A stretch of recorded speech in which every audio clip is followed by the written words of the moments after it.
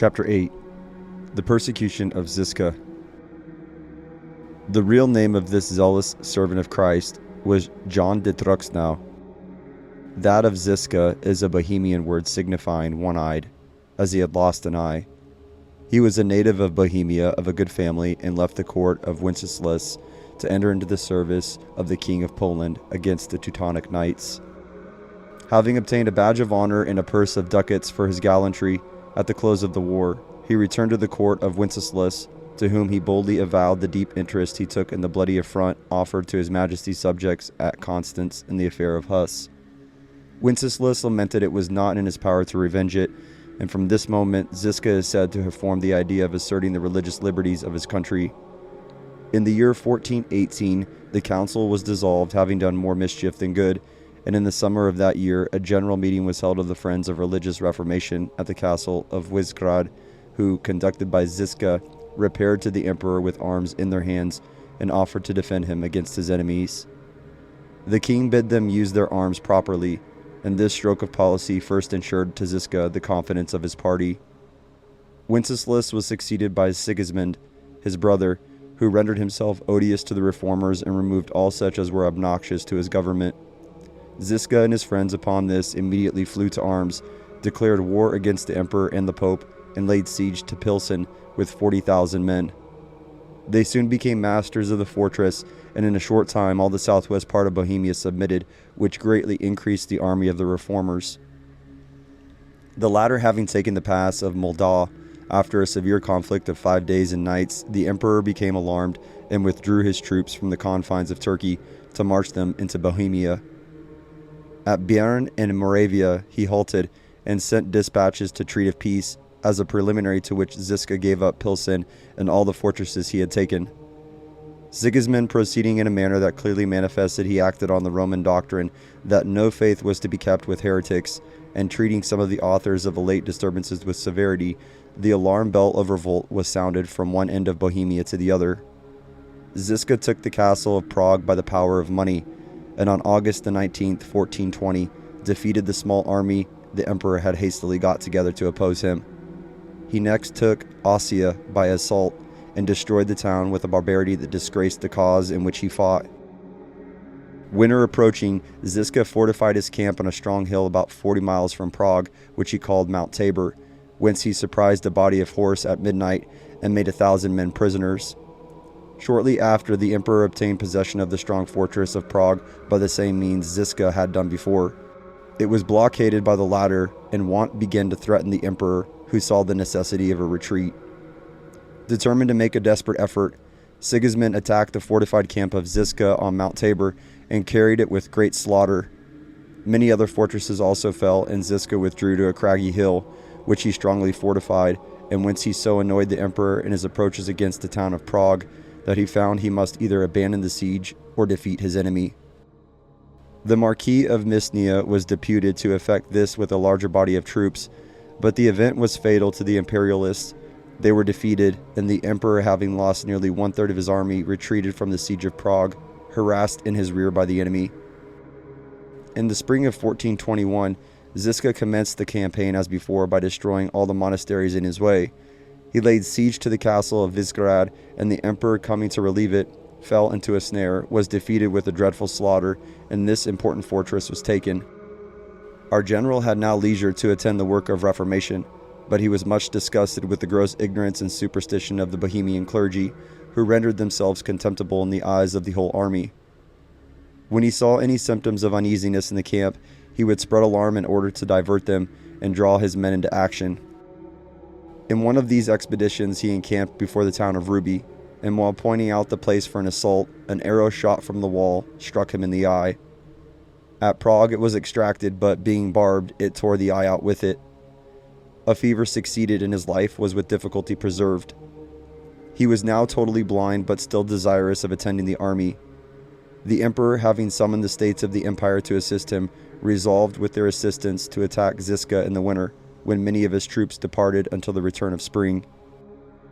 The Confederate princes undertook the siege of Soissons, but at the approach merely of the Bohemian general, they retreated. Sigismund nevertheless advanced with his formidable army, consisting of 15,000 Hungarian horse and 25,000 infantry, well equipped for a winter campaign. This army spread terror through all the east of Bohemia. Wherever Sigismund marched, the magistrates laid their keys at his feet and were treated with severity or favor, according to their merits in his cause. Zisca, however, with speedy marches approached, and the emperor resolved to try his fortune once more with that invincible chief. On the 13th of January 1422, the two armies met on a spacious plain near Kremenz. Zisca appeared in the center of his front line, guarded, or rather conducted, by a horseman on each side, armed with a pole axe. His troops, having sung a hymn with a determined coolness, drew their swords and waited for a signal.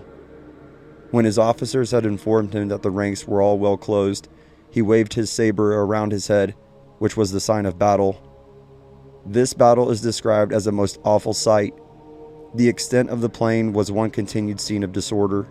The imperial army fled towards the confines of Moravia, the Taborites without intermission galling their rear.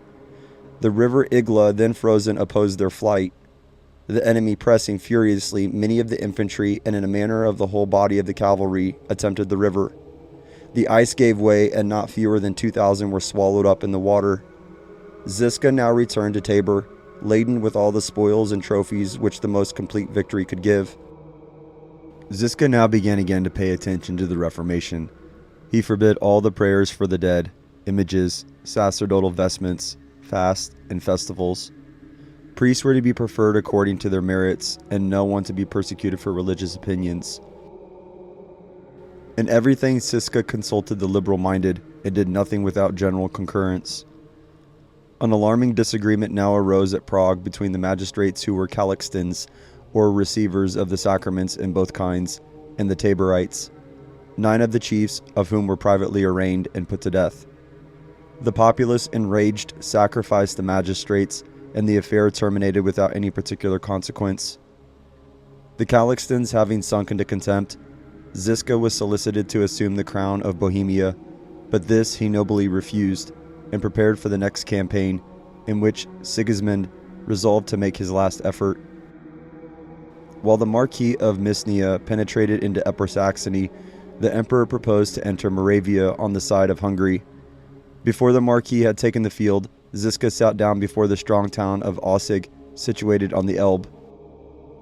The Marquis flew to its relief with a superior army, and after an obstinate engagement was totally defeated, and Aussig capitulated.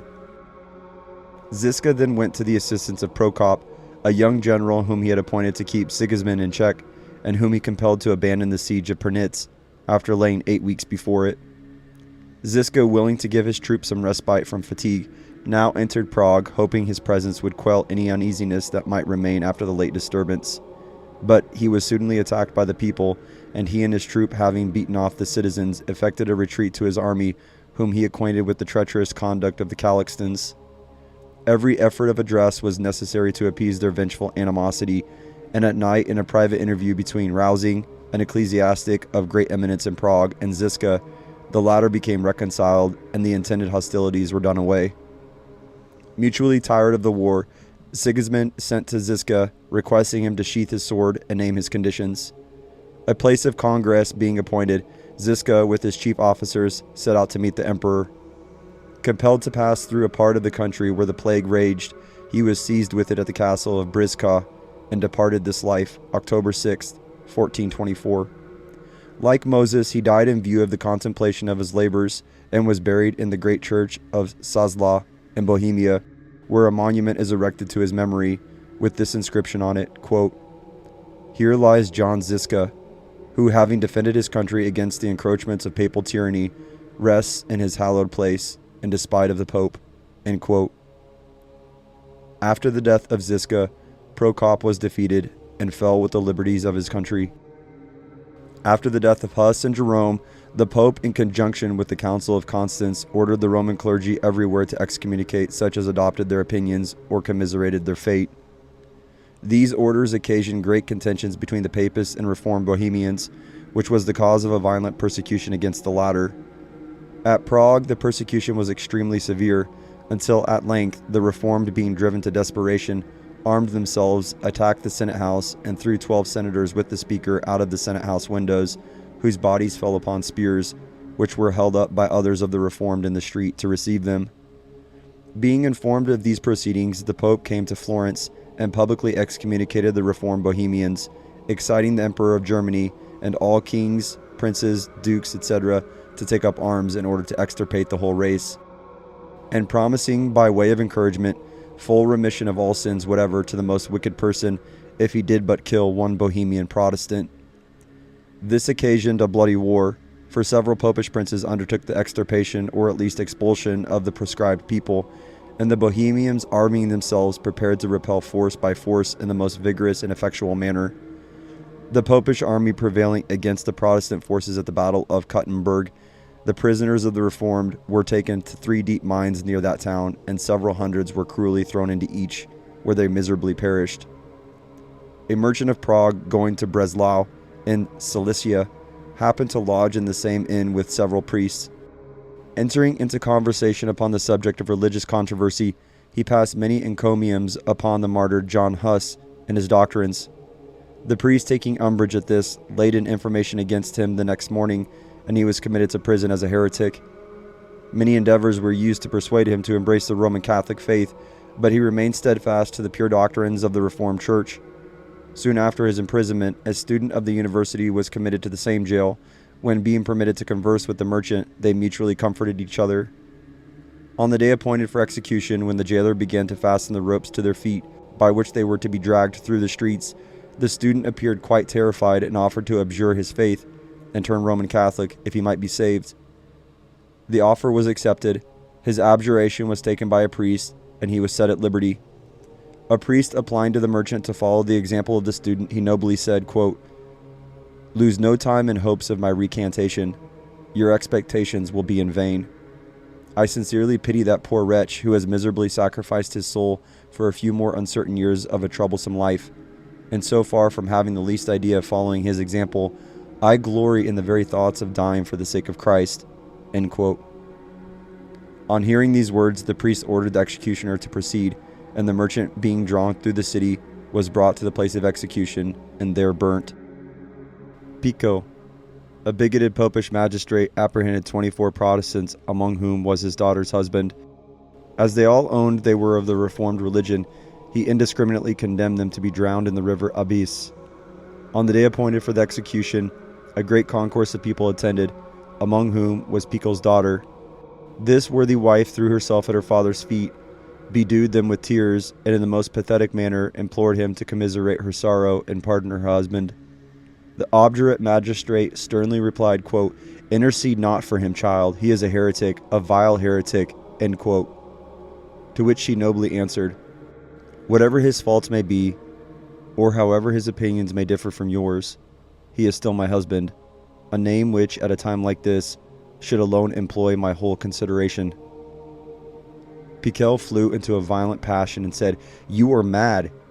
Cannot you, after the death of this, have a much worthier husband?" "No, sir," replied she. "My affections are fixed upon this, and the death itself shall not dissolve my marriage vow." Piquel, however, continued inflexible, and ordered the prisoners to be tied with their hands and feet behind them, and in that manner be thrown into the river. As soon as this was put into execution, the young lady watched her opportunity, leaped into the waves, and embracing the body of her husband, both sank together into one watery grave. An uncommon instance of conjugal love in a wife, and of an inviolable attachment to, and personal affection for, her husband. The Emperor Ferdinand, whose hatred to the Bohemian Protestants was without bounds, not thinking he had sufficiently oppressed them, instituted a high court of reformers upon the plan of the Inquisition, with this indifference, that the reformers were to remove from place to place and always be attended by a body of troops. These reformers consisted chiefly of Jesuits, and from their decision there was no appeal, by which it may be easily conjectured that it was a dreadful tribunal indeed. This bloody court, attended by a body of troops, made the tour of Bohemia, in which they seldom examined or saw a prisoner, suffering the soldiers to murder the Protestants as they pleased, and then to make a report of the matter to them afterward. The first victim of their cruelty was an aged minister, whom they killed as he lay in his sickbed, The next day they robbed and murdered another, and soon after shot a third as he was preaching in his pulpit. A nobleman and clergyman who resided in a Protestant village, hearing of the approach of the High Court of Reformers and the troops, fled from the place and secreted themselves. The soldiers, however, on their arrival, seized upon a schoolmaster, asked him where the lord of that place and the minister were concealed, and where they had hidden their treasures. The schoolmaster replied that he could not answer either of the questions. They then stripped him naked, bound him with cords, and beat him most unmercifully with cudgels. This cruelty not extorting any confession from him, they scorched him in various parts of his body. When to gain a respite from his torments, he promised to show them where the treasures were laid. The soldiers gave ear to this with pleasure, and the schoolmaster led them to a ditch full of stones, saying, "Beneath these stones are the treasures ye seek for." Eager after money, they went to work, and soon removed those stones, but not finding what they sought after, they beat the schoolmaster to death, buried him in the ditch, and covered him with the very stones he had made them to remove. Some of the soldiers ravished the daughters of a worthy Protestant before his face, and then tortured him to death. A minister and his wife they tied to the back and burnt. Another minister they hung upon a crossbeam, and making a fire under him, broiled him to death. A gentleman they hacked into small pieces, and they filled a young man's mouth with gunpowder, and setting fire to it, blew his head to pieces. As their principal rage was directed against the clergy, they took a pious Protestant minister, and tormenting him daily for a month together in the following manner, making their cruelty regular, systematic, and progressive. They placed him amidst them, and made him the subject of their derision and mockery during a whole day's entertainment, trying to exhaust his patience, but in vain, for he bore the whole with true Christian fortitude. They spit in his face, pulled his nose, and pinched him in most parts of his body. He was hunted like a wild beast until ready to expire with fatigue. They made him run the gauntlet between two ranks of them, each striking him with a twig. He was beat with ropes. They scourged him with wires. He was beat with cudgels. They tied him up by the heels with his head downwards until the blood started out of his nose, mouth, etc. They hung him by the right arm until it was dislocated, and then had it set again. The same was repeated with his left arm. He was bastinadoed on his feet. A slit was made in his right ear. The same repeated on his left ear. His nose was slit. They whipped him through the town upon an ass. They made several incisions in his flesh. They pulled off the toenails of his right foot. The same they repeated with his left foot. A knotted cord was twisted about his forehead in such a manner as to force out his eyes. During the whole of these horrid cruelties, particular care was taken that his wounds should not mortify, and not to injure him mortally until the last day, when the forcing out of his eyes proved his death. Innumerable were other murders and depredations committed by those unfeeling brutes, and shocking to humanity were the cruelties which they inflicted on the poor Bohemian Protestants.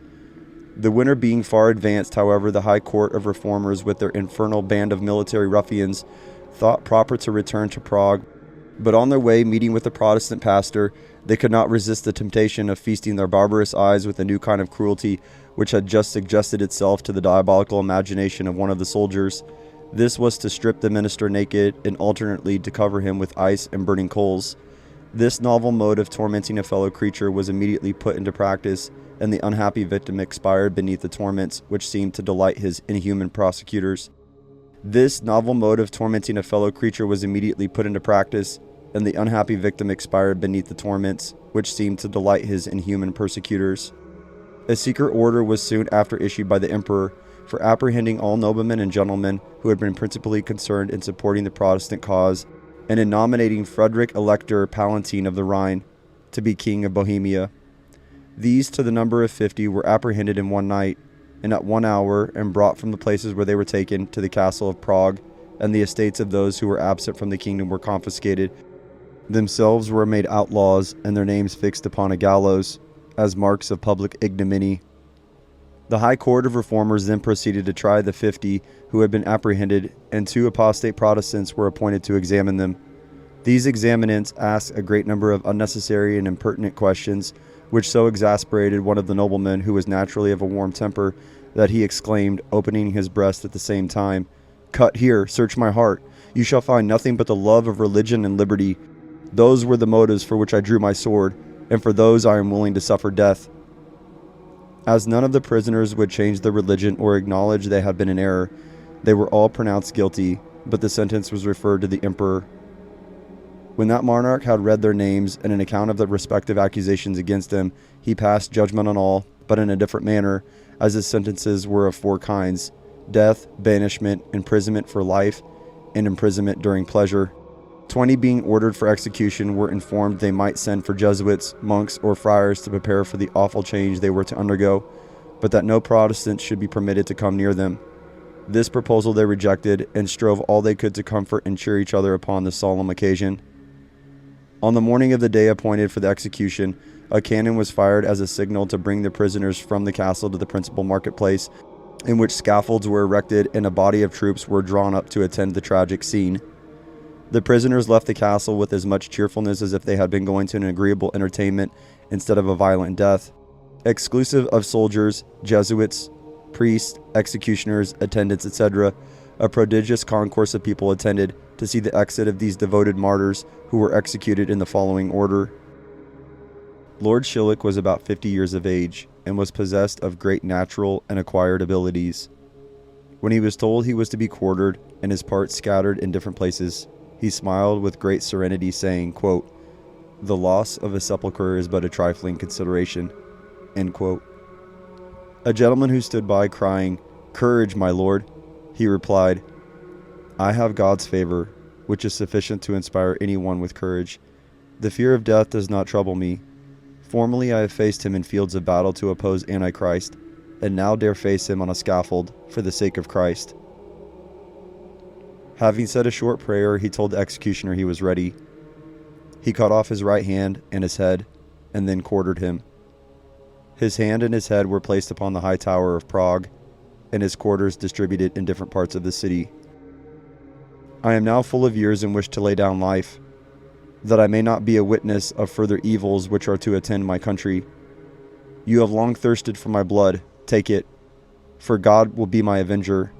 Venerable heirs, the greater honor now attends ye. A crown of martyrdom is your portion. Then laying down his head, it was severed from his body at one stroke, and placed upon a pole in a conspicuous part of the city. Lord Harrant was a man of good sense, great piety, and much experience gained by travel, as he visited the principal places in Europe, Asia, and Africa. Hence he was free from national prejudices and had collected much knowledge.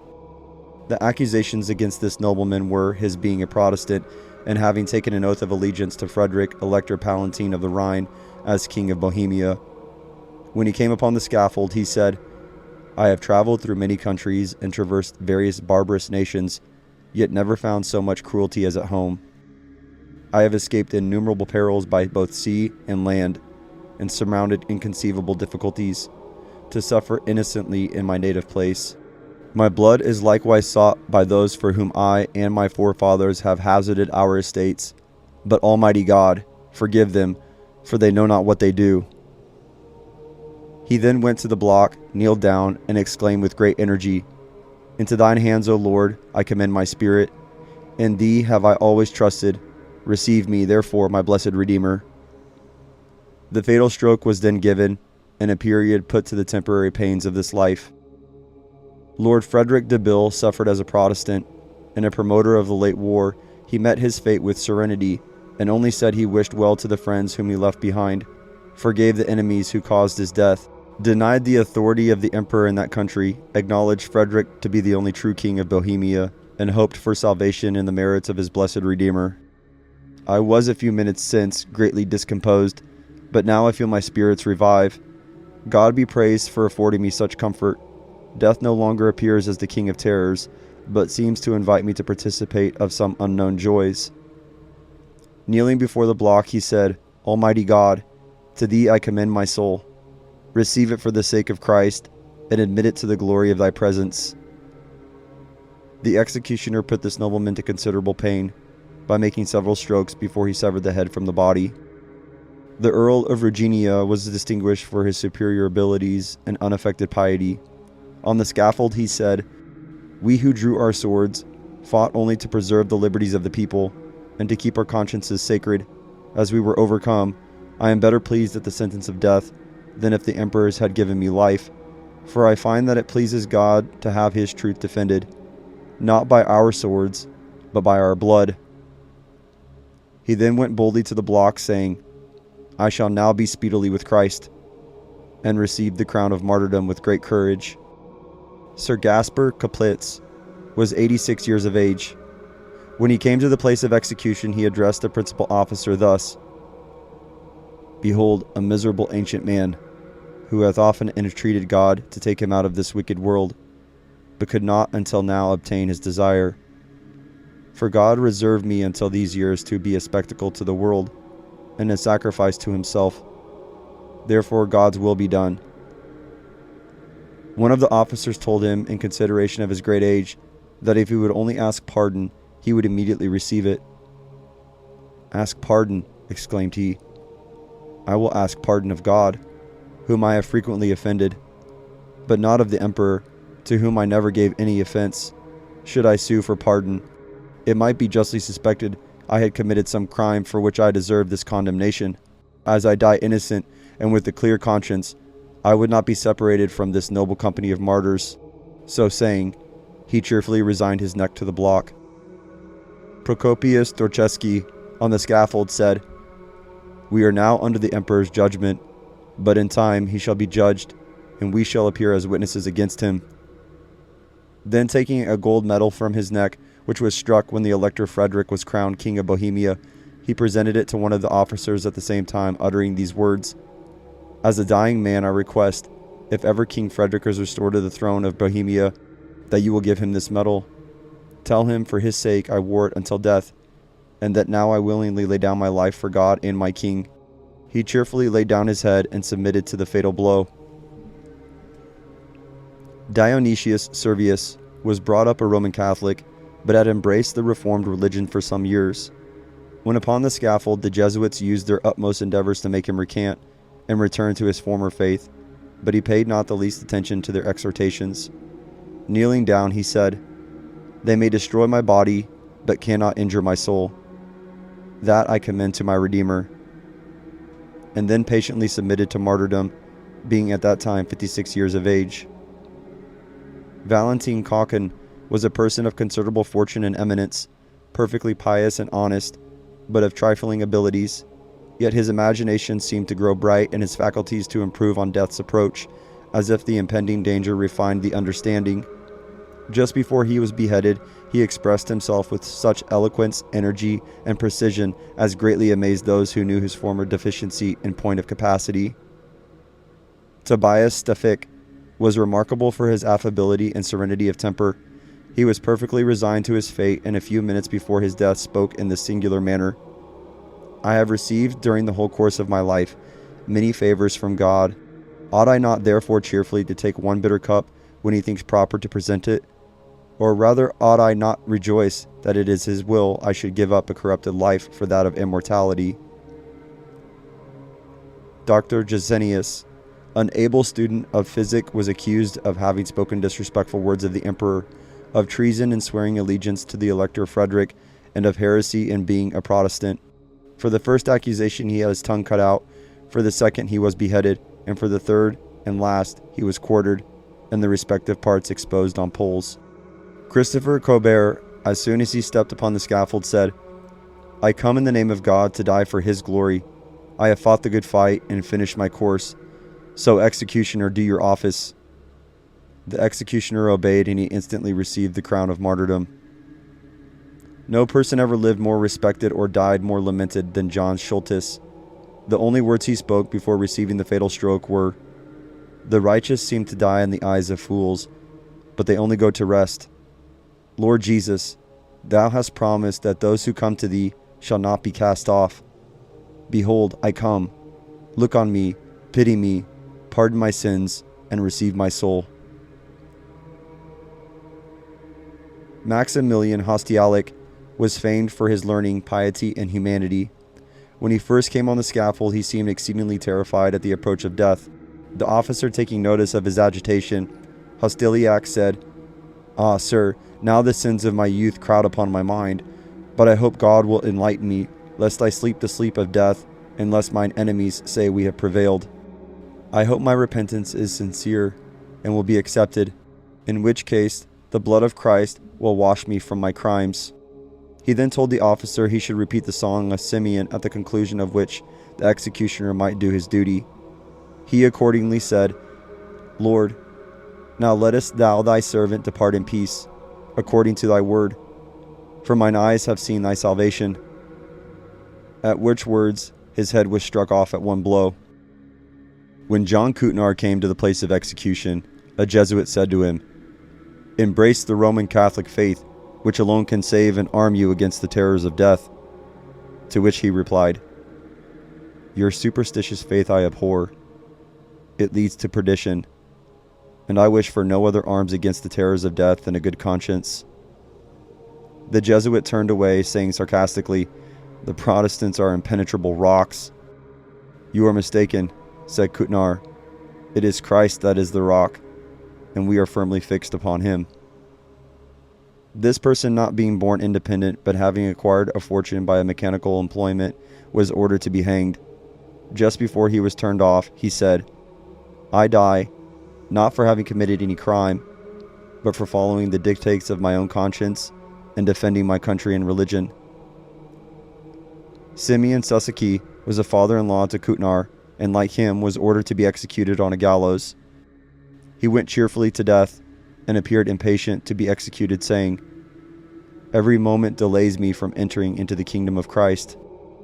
Nathaniel Wadniansky was hanged for having supported the Protestant cause and the election of Frederick to the crown of Bohemia.